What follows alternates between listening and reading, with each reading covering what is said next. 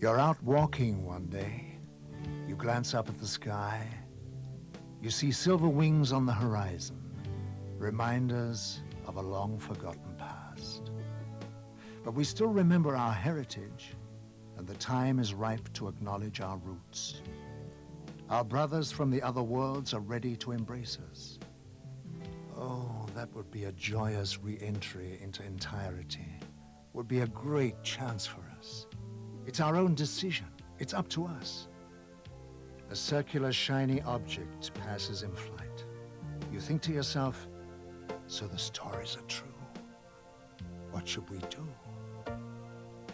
I'm absolutely convinced that there is a mutual origin of humankind, of human beings, and some of the extraterrestrials which come and visit Earth. I have various reasons to maintain this point of view. There is a group of extraterrestrials which are really identical with human beings in their size, in their physical look, and their physical makeup. If we take the reports of witnesses seriously, and I do. There are quite a number of cases where these extraterrestrial visitors have made remarks confirming this point of view.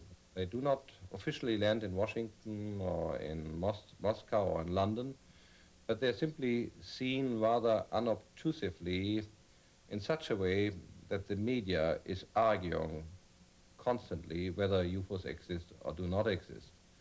We know that they do exist, at least a small nucleus.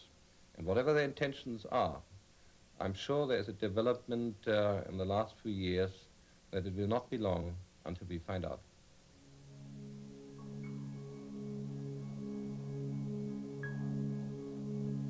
Are the spaceships announcing their presence by leaving their footprints in the cornfields?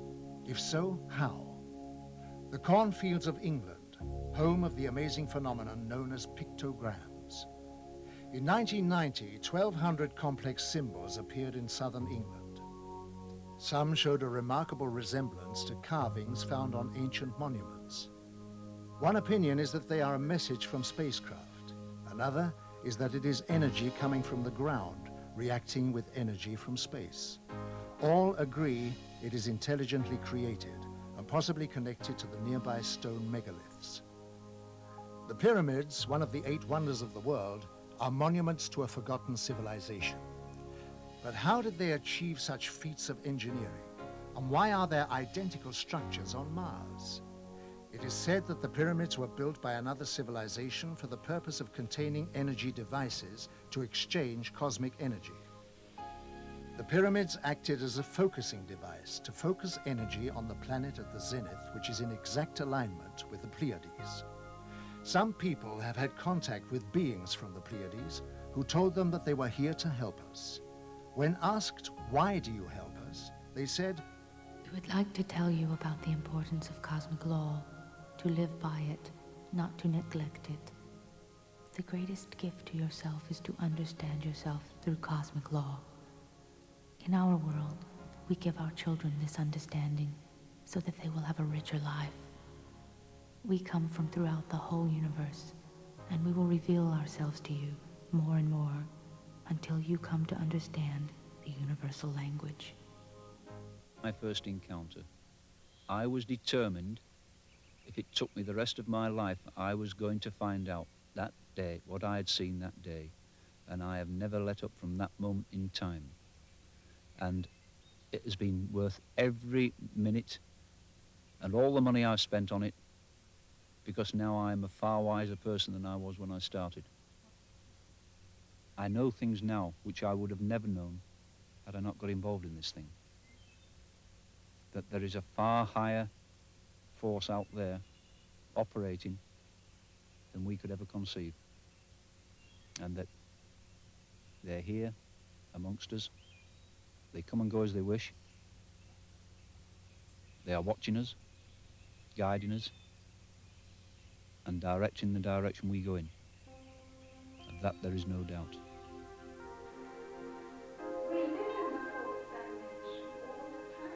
Elizabeth Clara is one of the most important alien contact cases of all time. She was born in South Africa in 1910 and is a woman of great wisdom. Between the years 1954 and 1963, she had many meetings with another race. One man, whom she called Akon, told her that he was from the solar system of Proxima Centauri. She developed a deep friendship with Akon. He took her on a 4-month visit to his home planet of Meton, 4.3 light years from Earth. Meton is a world with 2 suns. She was told that space was a big laboratory and was given great knowledge about the universe. She understood the structure of the cosmos and the laws of light frequencies immediately, and as requested, she passed her knowledge to science, where it was of great benefit. She later went on lecture tours and wrote a book where she shares her insight into the structure of the universe and passed on highly valuable scientific information to the world.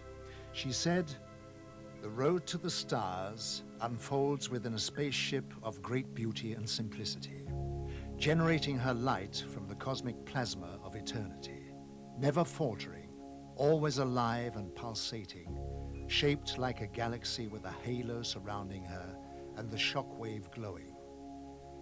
All of creation is light, the key to the universe. The whole of existence throughout the planetary systems, the stars, the depths of interstellar space are all made up of visible and invisible waves of light. To the seen and unseen, to all energy, substance, liquids, gases, and all life, the release of the microatoms of light from oxygen is the source of all life. The electromagnetic waveform, or light. It forms the building blocks of the cosmos in which we have our being, as microatoms of light in greater unities are equal to atoms. Mind forces, spiritual strength, soul attainment, and thoughts are all made up of different speeds in the wavelength of light, or microatoms. Electricity is microatoms of light, while sound and color occur when the microatoms have different speeds. And when microatoms are stopped, they create heat. Light is an intelligent energy which can be thought into existence and substance. The pattern of microatoms of light changes with changing thoughts, when one achieves the formula for the harmonic vibration of light. The key to all life and the universe lies in harmonic interaction of light. A mathematical formula for all transportation lies in the vibratory frequencies of light harmonic with anti-gravity waves and time waves, which are simply the frequency rate between each pulse of the spiral of light. By controlling this frequency rate, the flow of time can be varied, and one simply moves within one's environment, within the protection of the spaceship, instantaneously from one planet to another, or one solar system to another, where time, as a geometric, is controlled or eliminated. Your civilization has yet to comprehend the complexities and interaction between regeneration and space exploration. The universe is in a perpetual state of evolving alteration. It's an evolving power of great magnitude and destructive capability, which has to be approached with great caution and responsibility. Entering certain quadrants, known as space gates, can only be achieved when conditions are favorable and with a suitable space vehicle. As the universe evolves, many planets die as a result of natural forces or because of the stupidity of the race.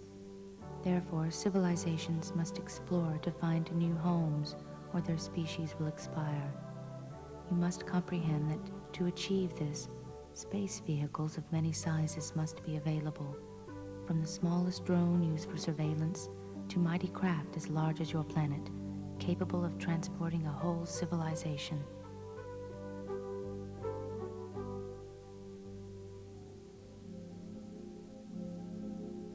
Our move into space is a natural step which has opened the door for science to progress into areas not previously possible on Earth.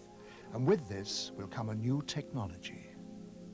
Space has achieved a return to Earth. And I always maintain that we need to fly into space and we need to develop the capability and the horizon of flying into space in order to return to Earth with better capabilities and the know-how to solve our problems on Earth, the cardinal problems of the next century. And so when I talk about flying to the moon and flying to Mars, it should not be misunderstood as a flight, as people running away from a home they don't like anymore. It is really a return. It should be a return to Earth, and it should all happen in an integrated fashion, that we explore the planets while helping Earth, that we explore the planets in order to help Earth. By exploring Venus and Mars and Jupiter, we learn about Earth by comparison. And so by comparative planetology, we learn about ourselves and about our home. And we need to understand that planetary research, people landing on Mars and other planets, will not be done by somebody far away from us, but it'll be part of a connected, holistic program all the time. Earth will remain for us the center of it all and the purpose why we do this in the first place. These are the footsteps of our spacecraft reaching out towards the heavens in the search for knowledge and extraterrestrial life. We are embarking on a dialogue for which a common language has yet to be created, and which, when in full swing, will pose questions we have never ever envisioned, not even in our wildest dreams. There is life elsewhere, and therefore an extraterrestrial civilization to which we stretch out our hand evermore, whose attention we wish to attract, and with whom we wish to make contact. I am convinced that we shall be able to make contact on a broad basis. After all, there are already very many who have. And this contact between people is just as important as that with the universe.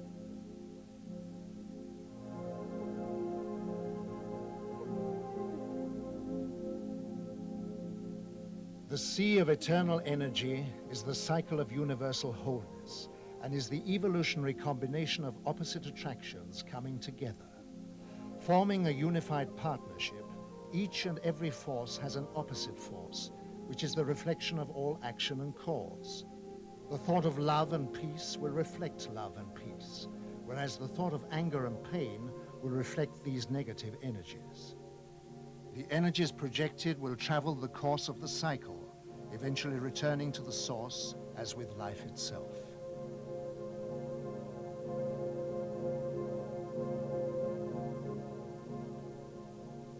The point of fact is that everything, when you get down to one particle of mass, everything's nonlinear, and everything generates phase conjugation or time reverse waves. It's called Newton's third law, by the way, the generation of the reaction force, equal and opposite.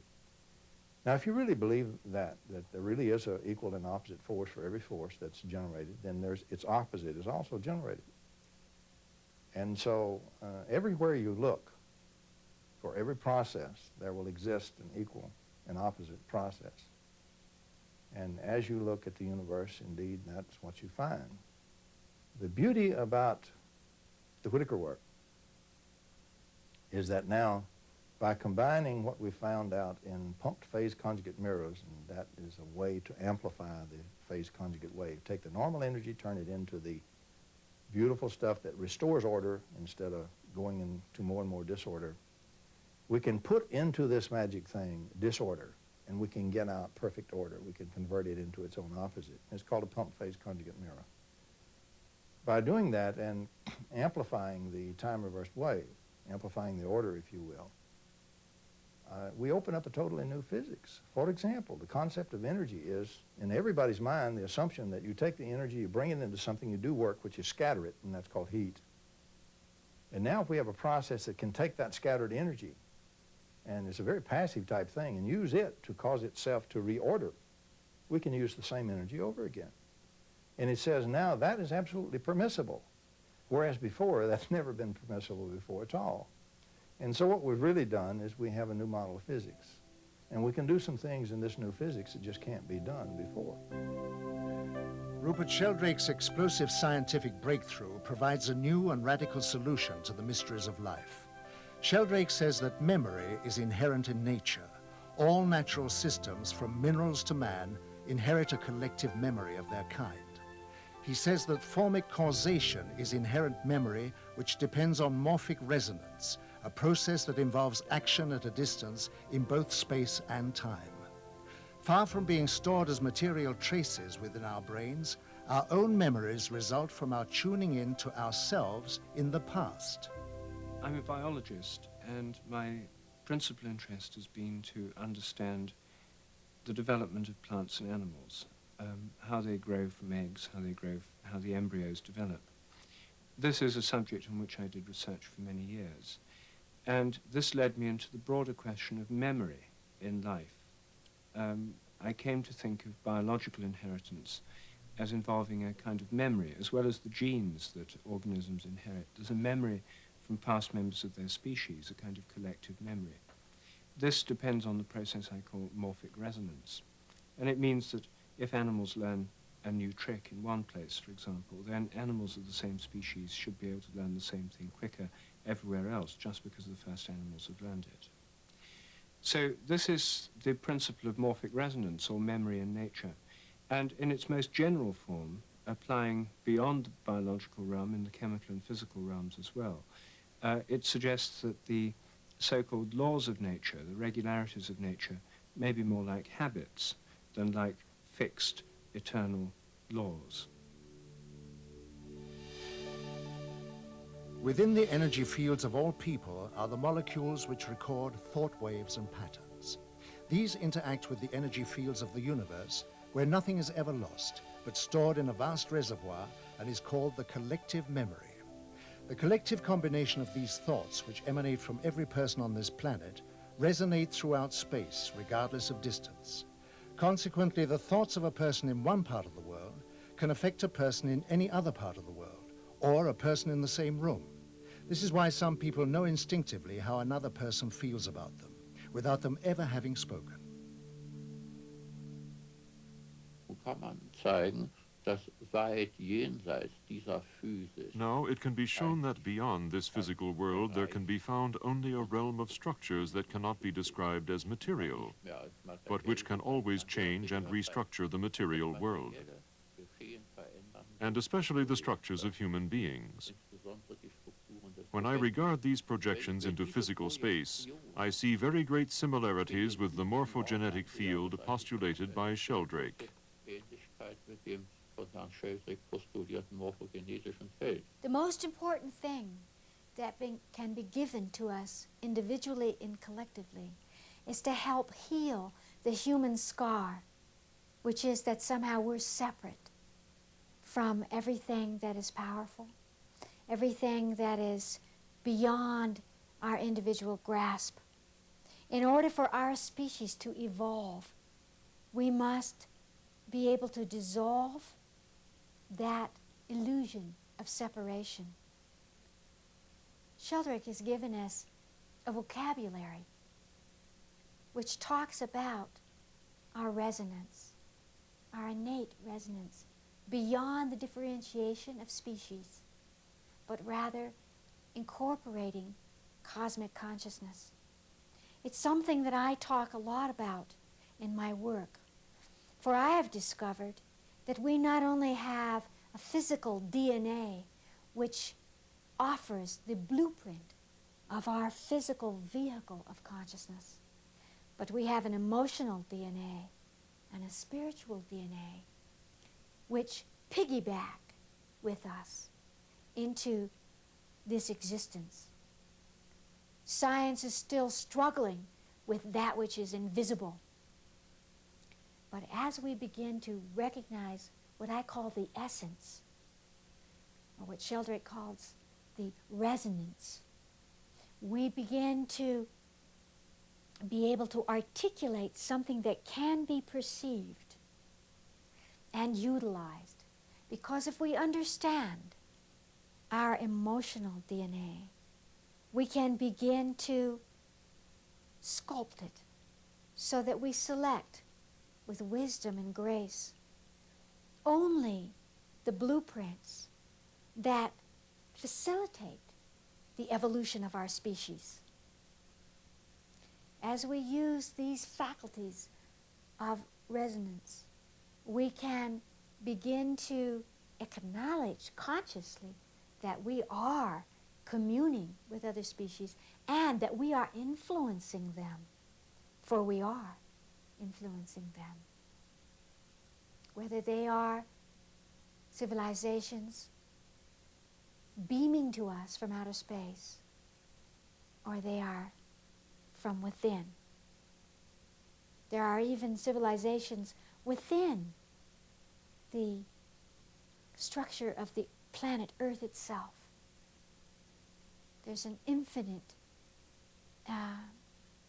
opportunity to practice resonance.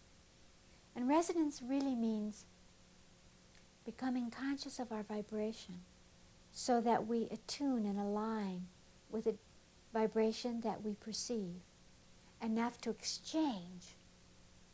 Whether that exchange is an exchange of DNA material or conscious material which is beyond what we can pull from our present microscopes, physical apparatus, which verifies life.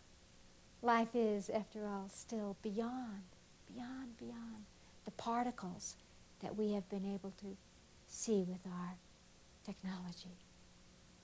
Dr. Sheldrake has brought about a whole breakthrough in science. In short, what he's saying is that there is a template behind the structuring, the configuration of the forms that we witness on the physical plane.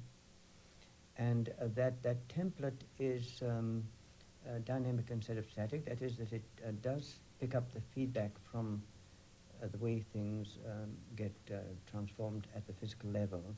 So that, for example, if you, if a laboratory in New York is seeding a crystal, and then another laboratory in Paris is seeding the same kind of crystal, the fact that the crystal is being seeded in New York is going to speed the process of the seeding in Paris, even though there's no communication between the scientists on both sides.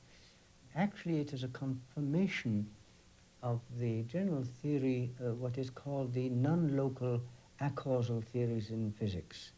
That is, that the world is an unbroken whole. What happens in one part of the world affects the other part without information being transmitted from one part to the other.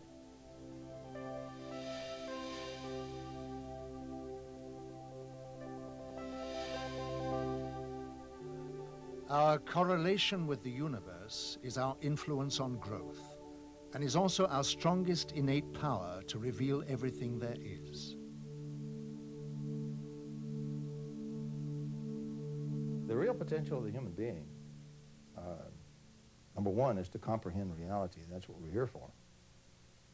Number two is to comprehend that he is not just,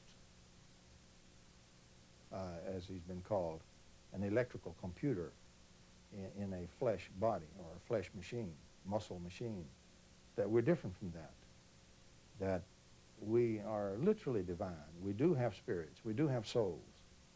And there is spiritual awareness and aliveness in the entire universe. We're part of that.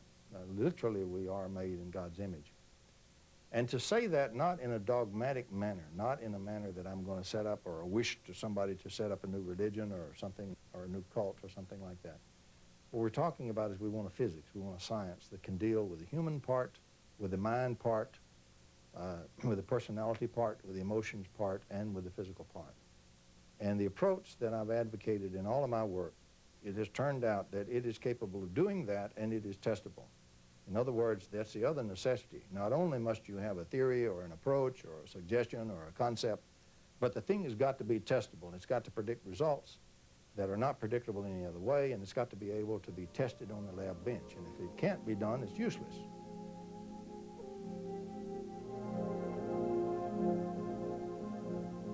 The universe holds the necessary resources for us to structure our world to our needs. When man begins to tap into the secret of this most miraculous expression of infinite variety, he becomes the creator.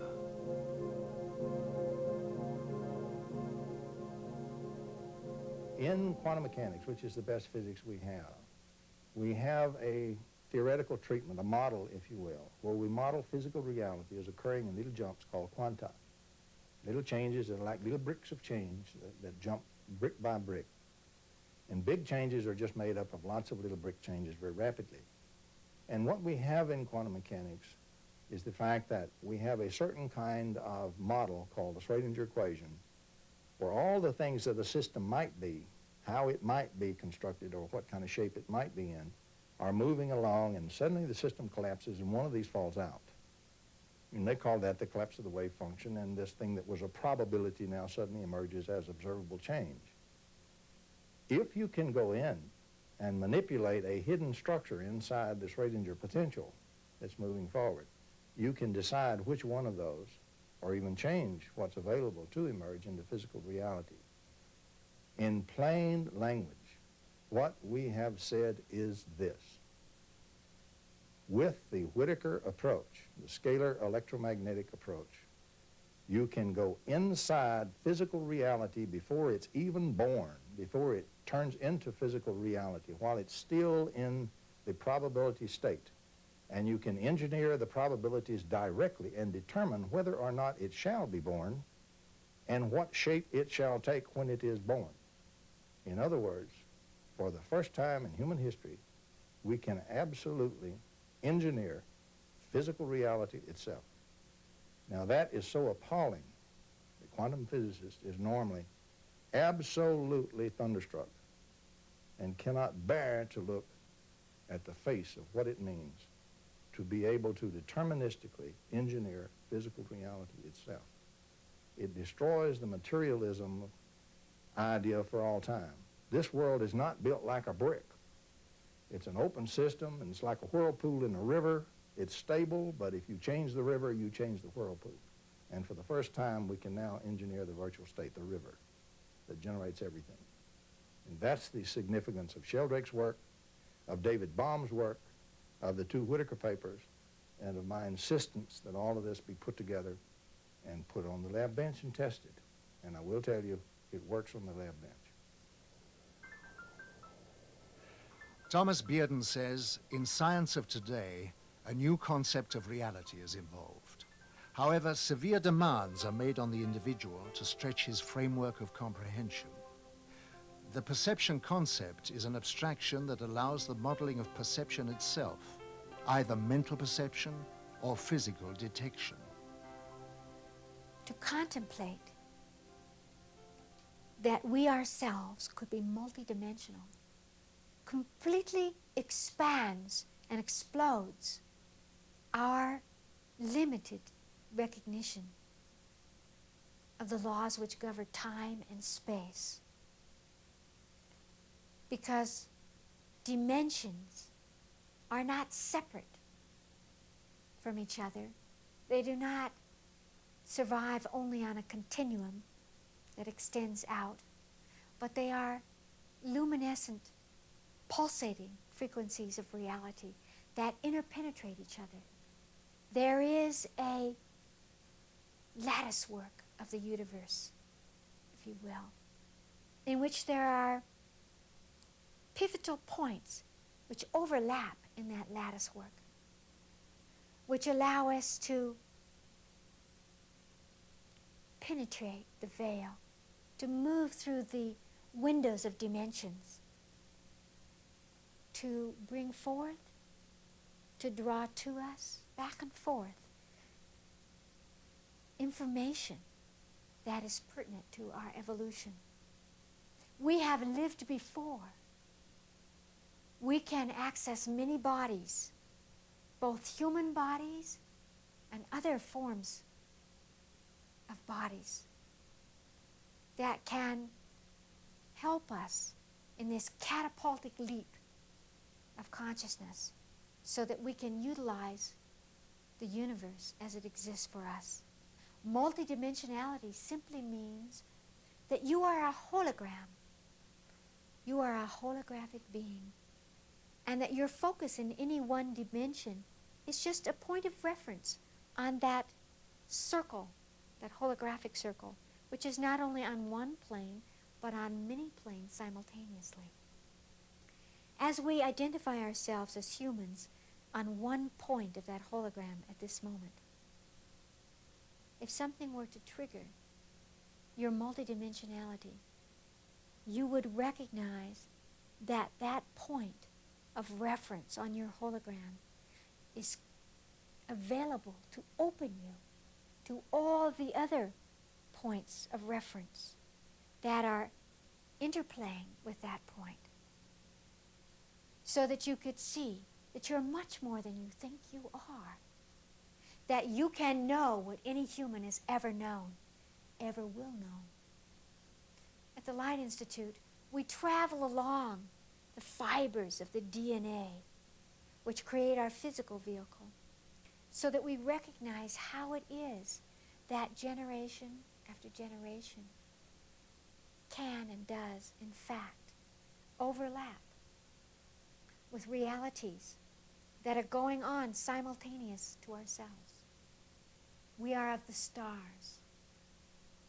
We can be of the stars and of the earth at the same time, and thereby enrich the experience we're having in these bodies by acknowledging and experiencing multidimensionality.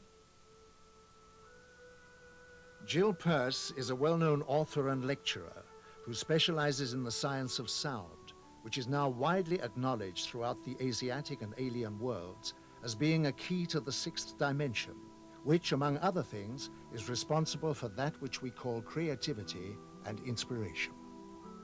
I think when we are inspired, for example, when we're inspired and we are in a creative mode, as an artist, as a composer, as a writer,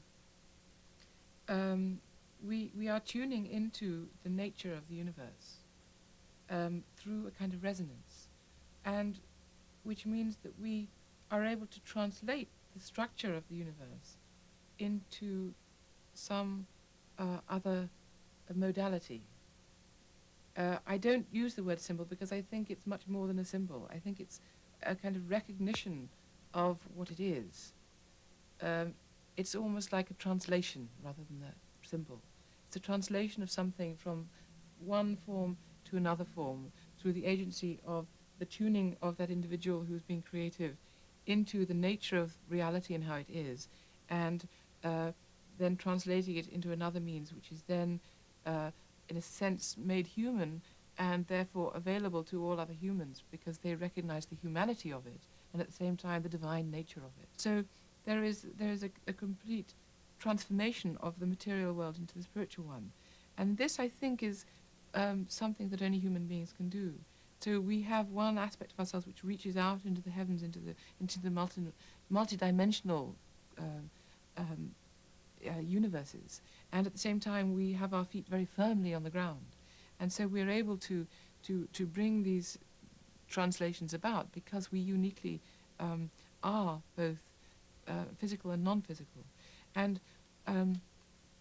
in my work, I find that this whole translation process is done most effectively through sound, because sound, in a sense like humanity, is something on the one hand very material, in that if you analyze music and if you analyze sound, it comes about through counting. You know, if you go like this, you're interrupting the continuity of your experience. If you do it faster, you get rhythm. If you do it still faster, you get a note. If you do it still faster, you get the harmonics. So that the whole of music is counting, really. It's something it's pure counting, which is about as materialistic as you can get, material. At the same time, if you play a Beethoven symphony or a Mozart symphony, and you're moved to tears, there's no way you can describe that to anybody, because it's the emotion that comes about through hearing music isn't something which is in any way material or describable, or you can't reach it through language or counting. So it's a completely magical experience. So it's a feeling that we get that we are part of something vast and something wonderful, because we recognize through the identity of these sounds, both to us and to this vast universe, that we recognize what we are. And we recognize not what we are as something little and reduced, but something vast and wonderful. And insofar that there are certain kinds of music which all respond to, it is these kinds of music which touch into these parts and provide this kind of recognition and a sense of joyfulness that we are part of this great, wonderful and joyful universe. Music is the harmonic vibration of all substance and is the source of human emotion. The spheres are the souls of the substance of matter from where life begins. Man is united with the universe by the life force of all matter throughout the spheres. Well, first of all, the spheres, in traditional understanding of the spheres through the Christian tradition and into the Renaissance, the spheres were supposed to be the spheres of being which separated humanity and the earth from God. And so when a soul was born, a little bit of God substance separated from God and passed down through all these spheres, through the realms of mind and potentates and the realms of the angels and the archangels and the fixed stars and the planetary spheres, down through the elements and finally into the element of the earth. So the soul would pass down through these, and as the soul did so, it would pick up the astrological qualities, the particular configurations of its own nature according to the space-time moment of its birth. Now, at the same time, if what Plato tells us is true, it would also pick up its own musicality. It would pick up the musical quality of the spheres according to the space-time moment of its birth. And so it would be born a musical being. So it's actually the understanding that comes to us through understanding sound is the universe is not only alive, but understandable.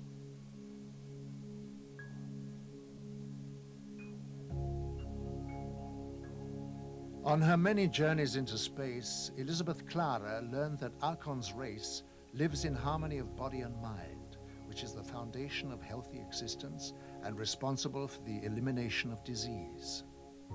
They know that most diseases are caused by emotional or psychological stress. Archon told her that all cosmic neighbors looked at our world with watchful eyes. They see that the natural world is dying through the imbalance which we are creating in nature, reducing the resources we live on, and they are out there waiting to help.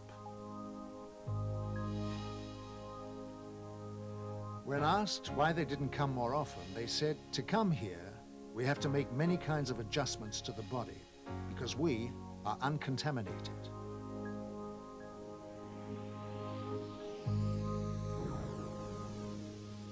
This spacecraft was seen coming out of the sea near the Canary Islands. UFOs have been repeatedly seen rising out of the water throughout the world.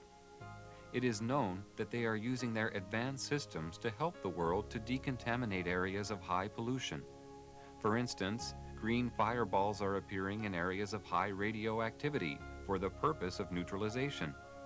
Many contactees are told that help for the Earth by our alien friends is allowed, but only to a certain extent, because they cannot interfere, since we all have a free will.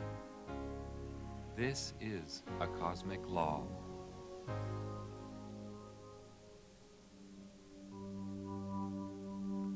Life in our own planet is different to what you experience on Earth. We have long overcome the negative aspects of aggression, jealousy, and power. Although we are very advanced by your standards, we lead a simple life of love, mutual respect, and harmony, each integrating with each other in a like manner, conforming to the cosmic law of mutual harmony. Our family unit is the integration of like souls, which is a form of higher love beyond your comprehension. Children are born of these family units to evolve into even higher levels of understanding. Partners are not tied to each other as with your earthly rules.